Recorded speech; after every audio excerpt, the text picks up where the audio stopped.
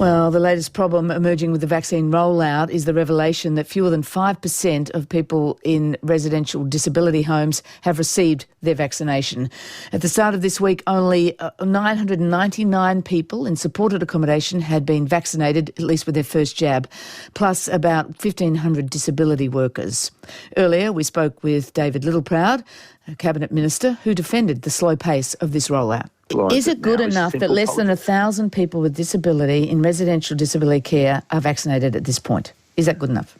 Yes, because it's part of the scheduled rollout. And this is where we've looked at it at a risk profile. And the fact that we haven't had cases here in Australia to the extent of everywhere else in the world, we could make sure that we can do this rollout properly with confidence and instill confidence in the community at every sector. So there are no cases within the disability sector. That's David Littleproud speaking to us earlier. Well, Bill Shorten is the Shadow Minister for Government Services and the NDIS. Bill Shorten, welcome back to Breakfast. Good morning, Fran. There are 26,000 people with disability in care homes, and the Royal Commission heard yesterday only 999 residents have received at least one injection. Only 127 have received both doses. But now the rollout is occurring because the aged care rollout is almost done. Is that good enough? No, it's not. What the government ministers are ducking and weaving on is people with profound and severe disabilities in these group homes often have reduced immunities. And because they haven't been able to get their vaccination and because their disability care workers haven't been able to get vaccinations, essentially COVID continues for these people because they can't even leave their own house. So when we hear David Littleproud there, or the Health Minister Greg Hunt yesterday defending the pace of the rollout, citing the fact that there are 0 cases in disability care at the moment, they say that's a sign of success and also means that, they can cope with a slower rollout. Is that a fair point to make? No, it's just a sign of good luck. The reality is that if this was the first problem there'd been with disability during COVID from the federal government, I don't know, maybe some people in the disability world might accept it, but it isn't. When the COVID first hit us in March of last year, there was people with disability weren't included in the first COVID plans. On February the 22nd this year, the government promised a disability vaccination roadmap, which they've never printed. I mean, let's call it really straight here, Fran. If it wasn't for the Royal Commission questioning public servants yesterday, we wouldn't know these numbers today, would we? I mean, the government's now trying to say there's no problem.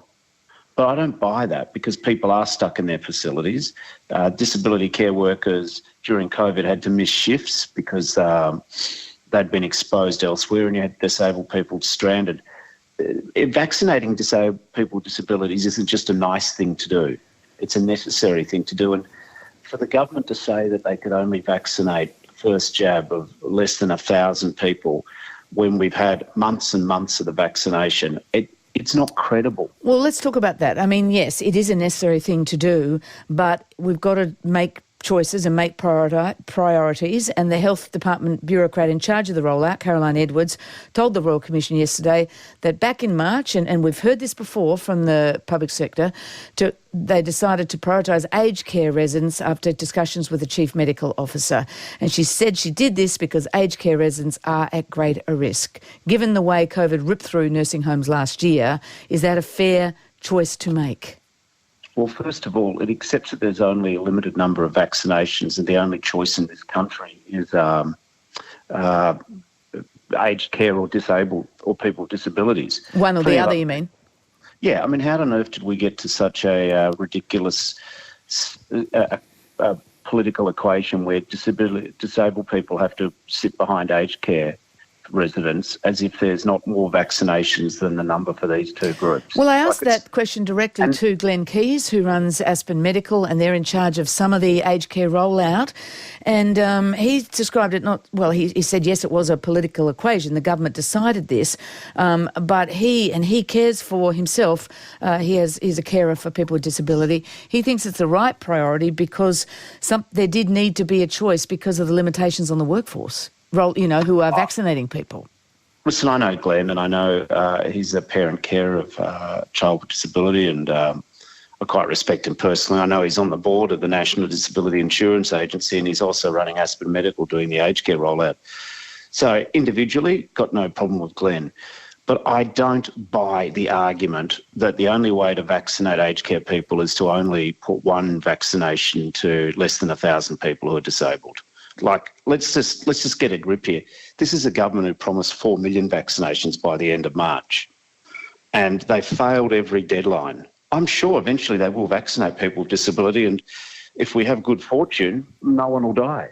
But that doesn't excuse the government making the people with disability invisible in this process. The other thing I have to say is I think it is cowardly and chicken-hearted of the government to roll out public servants to defend the government's political choices. I could rest assured, Fran, yesterday, if they had actually kept their promises and vaccinated the people who they said they would vaccinate, it would have been the minister taking credit, but they put the public servants up to cop the blame.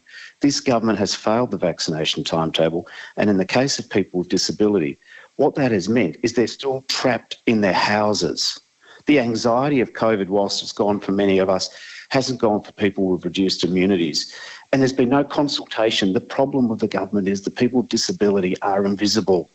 And why on earth, who asked the people with disability what they thought when the government's apparently making some godlike decisions that we're going to vaccinate everyone in aged care before we move on to group homes? I mean, it doesn't make sense. Bill Shorten, thank you very much for joining us.